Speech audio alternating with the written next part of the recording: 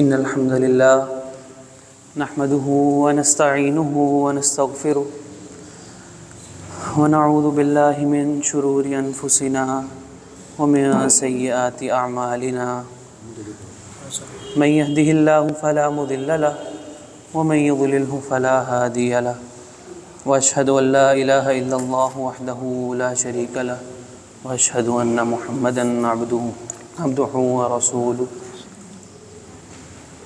أعوذ بالله من الشيطان الرجيم. بسم الله الرحمن الرحيم.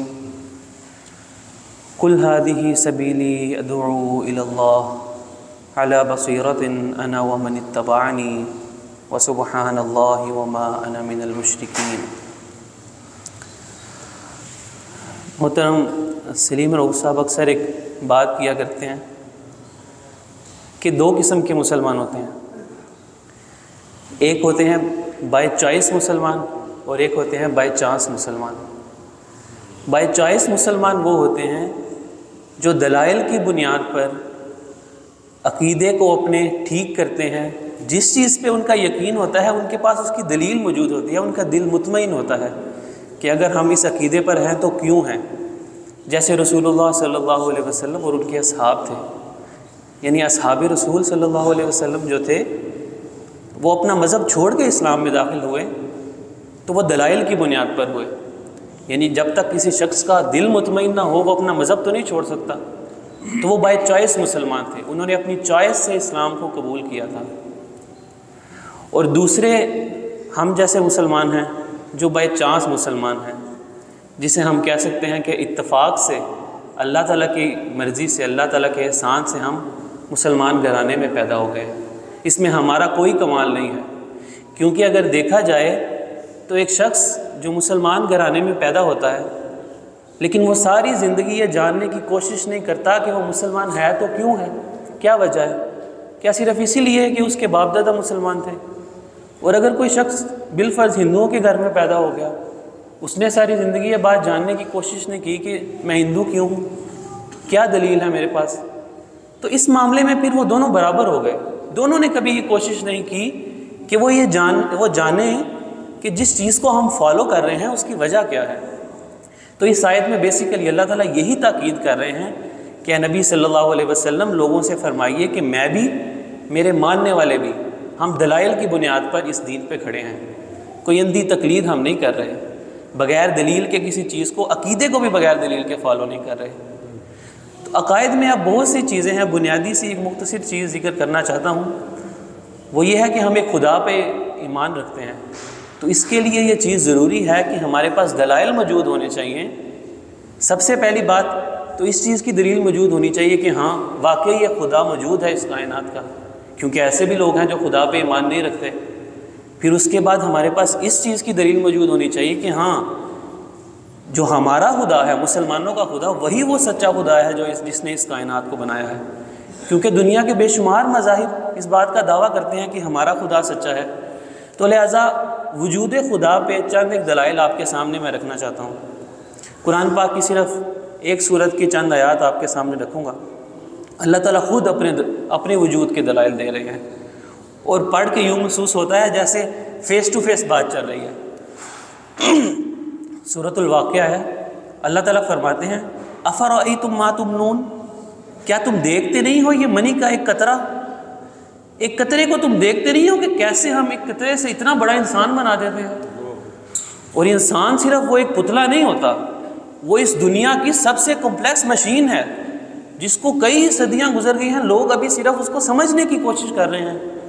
انسان کی ہر ایک اعضاء پہ علیحدہ سے اسپیشلائزیشن ہوتی ہے.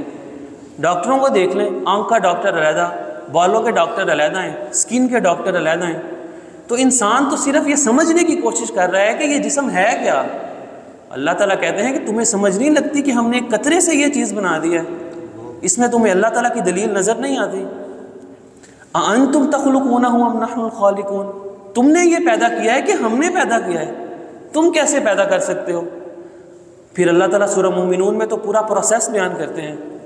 اللہ تعالیٰ فرماتے ہیں کہ ہم نے ایک منی کے قطرے کو, اور یہ بات ذہن میں رکھیں, یہ بات اس وقت اللہ تعالیٰ بیان کر رہے ہیں جب کوئی مائکروسکوپ نہیں آئی, جب کوئی ایسی چیز نہیں تھی کہ ماں کے پیٹ میں جان کے دیکھا جا سکے، تو اللہ تعالیٰ کہتے ہیں کہ ہم ایک قطرے کو پہلے خون کے لوتھڑے میں تبدیل کرتے ہیں، اس لوتھڑے سے ہم ایک گوشت کا ٹکڑا بناتے ہیں، گوشت کے ٹکڑے میں ہم ہڈیاں ڈالتے ہیں، پھر ان ہڈیوں سے ہم اس پہ سکن چڑھاتے ہیں، ماس چڑھاتے ہیں، اور پھر تم دیکھتے ہو کہ ہم ایک اوری مخلوق بنا کے کھڑی کر دیتے ہیں، یعنی روح پھونک دیتے ہیں، اس میں ایک زندہ چیز بنا دیتے ہیں۔ تو اللہ تعالیٰ کہتے ہیں تمہیں اس میں کوئی اللہ کی نشانیاں نظر نہیں آتی؟ تم اس کو پیدا کرتے ہو کہ ہم پیدا کرتے ہیں؟ تو بے شک اللہ تعالیٰ پیدا کرتا ہے۔ اور پھر اس سے اگلی بات کہ اب اس میں تو پھر بھی اللہ تعالیٰ فرماتے ہیں کہ انسان کو تو ہم پیدا کرتے ہیں، تم تو یہ بھی ڈیسائیڈ نہیں کر سکتے کہ تمہارا جسم کام کس طرح سے کرے گا۔ ٹھیک ہے تمہیں جسم مل گیا، تمہارا جسم ہے، لیکن تمہاری آنکھیں بغیر تمہاری مرضی کے جھپکتی ہیں، تمہارا دل بغیر تمہاری پرمیشن کے کئی بار خون کو پمپ کرتا ہے، تمہارے گردے خون کو واش کرتے ہیں، تمہاری پرمیشن کی کوئی ضرورت نہیں، تمہارا معدہ جو ہے وہ خوراک ہضم کرتا ہے، تم سے پوچھتا بھی نہیں ہے، اور تم چاہ کے بھی اس کو نہیں روک سکتے۔ تو یہ تم کیسے کر سکتے ہو؟ تمہارے جسم کنٹرول میں تو یہ بھی نہیں ہے کہ اپنے جسم کو کنٹرول کرو۔ تو یہی اللہ تعالیٰ کے ہونے کی سب سے بڑی دلیل ہے۔ پھر اس کے آگے کیا فرماتے ہیں؟ انتم تزرعونہ ام نحن الزارعون۔ اللہ تعالیٰ کہتے ہیں جو زمین میں تم کھیتی لگاتے ہو، تم اگاتے ہو کہ ہم اگاتے ہیں؟ تمہارا کیا کام کھیتی لگانے میں؟ یعنی ایک پودا لگائے تو انسان کی کیا کنٹریبیوشن؟ جو بیج تم نے بویا وہ اللہ کا، جس زمین میں ڈالا وہ بھی اللہ تعالیٰ کی، جو پانی دیتے ہو وہ بھی اللہ تعالیٰ نے دیا ہے۔ تو انسان کی کیا کنٹریبیوشن ہے؟ صرف ایک سپورٹ کے لیے۔ جو اس بیج سے پھر پھل پودا نکلتا ہے وہ بھی اللہ تعالیٰ نکالتا ہے، ہمارا اس میں کوئی کام نہیں ہے۔ تو اللہ تعالیٰ کہتے ہیں انتم تزرعونہ ام نحن الزارعون، اور یہ کام تم کر رہے ہو کہ ہم کرتے ہیں؟ یعنی تم بچپن سے دیکھ رہے ہو کہ بیج لگتا ہے، پودا نکلتا ہے۔ عجیب بات تو یہ ہے کہ زمین میں ہم انسان کو دفن کرتے ہیں، وہ گل سڑ جاتا ہے، ایک بیج ڈالتے ہیں، وہ کئی لاکھ گنا بڑا پودا نکل جاتا ہے، اس پہ اور طرح کے پھل لگ جاتے ہیں۔ تو تمہیں کبھی خیال نہیں آیا کہ یہ کون ڈیسائیڈ کرتا ہے کہ ہڈیوں نے گلنا سڑنا ہے اور بیج سے پودا نکلنا ہے؟ تو یہ اللہ تعالیٰ کہتے ہیں کہ ہم بناتے ہیں، تم نہیں بناتے۔ اس سے اگلی بات کرتے ہیں افرأیتم الماء الذی تشربون۔ اب یہ آیت پڑھ کے بڑی حیرانی ہوتی ہے، جیسے اللہ تعالیٰ ہلکا سا طنز کر رہے ہیں۔ یعنی قرآن مجید میں اللہ تعالیٰ فرماتے ہیں کہ ان اللہ لا یستحی ان یضرب مثلا ما بعوضۃ فما فوقها، کہ اللہ تعالیٰ کو اس چیز سے کوئی شرم نہیں آتی کہ اللہ تعالیٰ مکھی یا مچھر کی بات بیان کرے، مثال بیان کرے، کیونکہ اللہ تعالیٰ کا مقصد ہے بات کو سمجھانا، بات سمجھ آنی چاہیے، چاہے وہ بالکل سادہ مثال سے ہو۔ تو اب خدا کے وجود پہ کتنی کتنی کتابیں لکھی گئی، دونوں طرف کے دلائل ہیں، لائبریریاں بھری ہوں گی کہ خدا موجود ہے، دوسری طرف کے دلائل ہیں خدا موجود نہیں ہے۔ اللہ تعالیٰ کیا مثال دے رہے ہیں؟ افرأیتم الماء الذی تشربون، کہ تم پانی پیتے ہو تو تم دیکھتے نہیں ہو، عقل نہیں کرتے کہ پانی پیتے ہو، پانی کہاں سے آ رہا ہے؟ سمپل سی مثال، بالکل چھوٹی سی مثال کے طور پہ، جیسے مجھے یوں محسوس ہوتا ہے کہ اللہ تعالیٰ کہنا چاہ رہے ہیں کہ گرمیوں میں تم ہر گھنٹے میں پانی کا ایک گلاس پیتے ہو، کبھی تم نے غور نہیں کیا کہ پانی کدھر سے آتا ہے؟ سائنسدان کہتے ہیں اندازے کے مطابق تقریباً 15 ارب سال سے یہ دنیا چل رہی ہے، اربوں انسان آئے چلے گئے، ابھی بھی اربوں انسان موجود ہیں، پانی استعمال کر رہے ہیں، ختم نہیں ہوتا۔ سارے انسان مل کے تو پانی کا ایک قطرہ بھی ابھی تک نہیں بنا سکتے، قطرہ تو اللہ تعالیٰ دیتا ہے، پانی تو اللہ تعالیٰ کی طرف سے آتا ہے۔ تو اللہ تعالیٰ کہتے ہیں تمہیں پانی پیتے ہوئے کوئی خیال نہیں آتا کہ پانی کہاں سے آ رہا ہے؟ ہم نے نازل کیا ہے۔ اللہ تعالیٰ کہتے ہیں انتم انزلتموہ من المزن ام نحن المنزلون، اسے ہم نازل کرتے ہیں کہ تم نازل کرتے ہو؟ بے شک اللہ تعالیٰ نازل کرتے ہیں۔ اسی طرح اللہ تعالیٰ نے بے شمار جگہ پہ یہ مثالیں دی ہیں۔ میں صرف ایک جگہ بیان کرنا چاہتا تھا، ایک مختصر سا ایک قصہ سناتا ہوں، اس کے بعد بات کو ختم کرتے ہیں، وقت تھوڑا ہے۔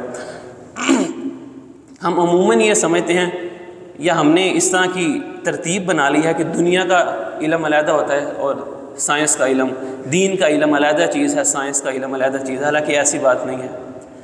جو دین ہے، جو قرآن مجید ہے، وہ اللہ تعالیٰ کا قول ہے، اور جو یہ دنیا ہے یہ اللہ تعالیٰ کا فعل ہے۔ اللہ تعالیٰ کے قول میں، اللہ تعالیٰ کے فعل میں کبھی تضاد نہیں ہو سکتا۔ تو سائنس کا جو علم ہے وہ اللہ تعالیٰ کے اسی فعل کے متعلق ہے نا۔ سائنس کا علم وہ ہے جو تجربات اور مشاہدات کی بنا پہ حاصل کیا جائے اس دنیا سے۔ تو ایسا کبھی نہیں ہوگا، اور ہم مسلمانوں کا الحمدللہ دعویٰ ہے کہ جو چیز سائنٹیفک طور پہ پروف ہو جائے، ثابت ہو جائے، وہ کبھی قرآن مجید کی کسی ایک آیت کے بھی خلاف نہیں جائے گی۔ اس کی متعلق ایک مختصر سا ایک آپ کو واقعہ بتاتا ہوں۔ 18ویں صدی ہجری میں مشہور سائنسدان ہیں، سب جانتے ہیں، نیوٹن، جس نے گریویٹیشنل فورس کشش ثقل اس نے دریافت کی تھی، وہ بھی اس نے دریافت کی تھی، بنائی نہیں، بنانے والا اللہ تعالیٰ ہے۔ تو ہوا دراصل یہ کہ وہ چاند اور زمین کی جو حرکت ہے اپنے اپنے مدار میں، اس کا مشاہدہ کر رہا تھا۔ تو سائنسدانوں نے اس کی تو ایک طویل پیش کر دی کہ ہر سیارہ، ہر ستارہ اپنے اپنے ایک مدار میں حرکت کر رہا ہے۔ انہوں نے کہا ایک بڑا سا دھماکہ ہوا تھا جس کی وجہ سے ایک پش ملا، سارے سیارے، سارے سورج، زمین اپنے اپنے مدار میں حرکت شروع تو کر لی، لیکن اس کے لیے مسئلہ یہ تھا کہ مثال کے طور پہ ہم ایک سائیکل کو دھکا لگائیں تو وہ سیدھا تو چلتی جائے گی، ایسا نہیں ہو سکتا کہ وہ دائرے میں گھومنا شروع کر دے۔ تو اس کا مسئلہ یہ تھا کہ چاند کو اگر ایک دھکا ملا بھی تھا تو وہ زمین کے گول گول گر کیوں گھوم رہا ہے؟ اگر سائیکل کو ہم نے دائرے میں گھمانا ہے تو کسی نہ کسی شخص کو اس کا ہینڈل تو موڑ کے رکھنا پڑے گا۔ تو چاند کو کون سی طاقت ایسی ہے جو گول گھما رہی ہے؟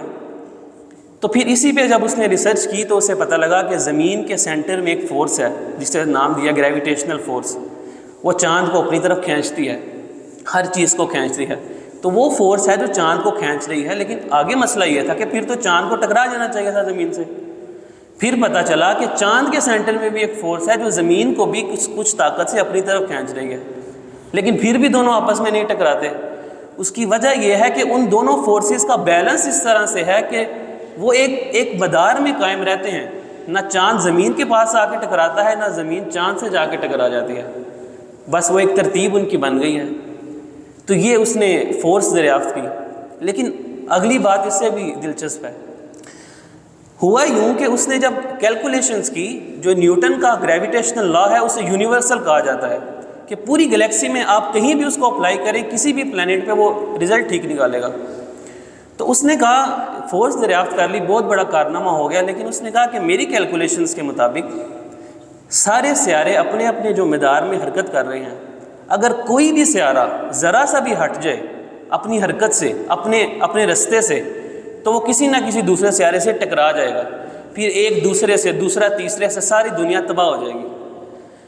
تو لیکن ہر چیز چونکہ اپنی اپنی جگہ پہ حرکت کر رہی ہے، لہٰذا ایسا نہیں ہوتا۔ لیکن جب اس نے ریسرچ کی تو اس میں مسئلہ یہ آیا، اس نے کہا میری کیلکولیشن کے مطابق یہ ٹھیک ہے، اپنی اپنی جگہ پہ سب کا ایک رستہ ہے، لیکن اس رستے میں تھوڑے تھوڑے ایررز ہیں، تھوڑی تھوڑی غلطیاں ہیں، تھوڑے سے سب اپنے رستے سے ہٹے ہوئے ہیں، اور میری کیلکولیشنز کے مطابق ابھی تک ان کو آپس میں ٹکرا جانا چاہیے تھا، لیکن ایسا ہو نہیں رہا۔ تو اس نے کہا کہ اس بات کا میرے پاس کوئی جواب نہیں ہے سوائے اس کے، کیونکہ اس نے دیکھا کہ ہر تھوڑی دیر بعد، چند سالوں کے گیپ کے بعد، جب وہ زمین اور دوسری چیزیں ٹکرانے والی ہوتی ہیں تو وہ جو ایررز تھے وہ آٹومیٹک درست ہو جاتے ہیں۔ اس نے کہا کہ مجھے اس کا کوئی جواب نہیں ملا کہ یہ خود بخود درست کیسے ہوتے ہیں، سوائے اس بات کے کہ اس کائنات کے باہر سے کوئی ہے، کوئی خدا ہے جو ان ایررز کو درست کر دیتا ہے ہر تھوڑے عرصے کے بعد۔ اب نیوٹن مسلمان نہیں ہے، اس کو کیا فرق پڑتا ہے کہ اللہ تعالیٰ ہے یا نہیں ہے، لیکن اس بات کو وہ بھی ایکسیپٹ کر رہا ہے کہ یہ بات میری عقل نہیں مان رہی کہ یہ کام خود بخود کیسے ہو رہا ہے۔ تو وہ کہتا ہے کہ اس کی ایک ہی ایکسپلینیشن ہے کہ اس کائنات کا جو خدا ہے وہ ہر تھوڑی دیر بعد مداخلت کرتا ہے، ان غلطیوں کو درست کر دیتا ہے۔ اب اس پہ آخری بات کہہ کے بات ختم کرتا ہوں۔ یہ بات ہے 18ویں صدی عیسوی کی، یعنی آج سے تقریباً 300 سال پہلے، اس سے بھی 1000 سال پہلے 8ویں صدی کے شروع میں اللہ تعالیٰ نے قرآن مجید نازل فرمایا تھا۔ اللہ تعالیٰ قرآن مجید میں فرماتے ہیں ان اللہ یمسک السماوات والارض ان تزولا، اللہ تعالیٰ ہی ہے جو زمین و آسمان کو تھامے ہوئے ہے ورنہ یہ ایک دوسرے میں گر جاتے ہیں۔ جس طرح اس نے کہا کہ اگر یہ ایررز برقرار رہتے تو یہ ایک دوسرے سے ٹکرا جاتے، اللہ تعالیٰ 1000 سال پہلے بتا رہا ہے کہ ہم نے تھاما ہوا ہے ورنہ یہ آپس میں ایک دوسرے میں گر جاتے۔ وَلَا إِن زَالَتَا، اور اگر ہم ایسا نہیں کرتے ان میں سے ایک بھی برقرار نہ رہ سکتا، سب کچھ تباہ و برباد ہو جاتا۔ یہ بات ہمیں 1000 سال بعد سائنس بتا رہی ہے، اس سے 1000 سال پہلے اللہ تعالیٰ قرآن مجید میں بتا رہا ہے۔ تو یہ سارے دلائل، ساری چیزیں اللہ تعالیٰ نے ہمارے پاس ایک کتاب کی شکل میں نازل کر دی ہیں۔ اب یہ ہمارا کام ہے ہم اس کو پڑھتے ہیں یا نہیں پڑھتے۔ تو یہ کوئی مشکل کام نہیں ہے، کائنات کی ہر چیز میں خدا کی موجودگی کے دلائل موجود ہیں، ہمیں دیکھنے والا بننا چاہیے اور یہ چیزیں ہماری کلیئر ہونی چاہیے اس سے پہلے کہ کوئی دوسرا شخص آ کے ان کو چیلنج کرے یا ہمارے سامنے کوئی آزمائش کا سبب بنے۔ تو اللہ تعالیٰ سے دعا ہے کہ اللہ تعالیٰ ہمیں قرآن مجید کو سمجھنے کی، اس پہ عمل کرنے کی توفیق عطا فرمائے۔ وآخر دعوانا الحمد للہ رب العالمین۔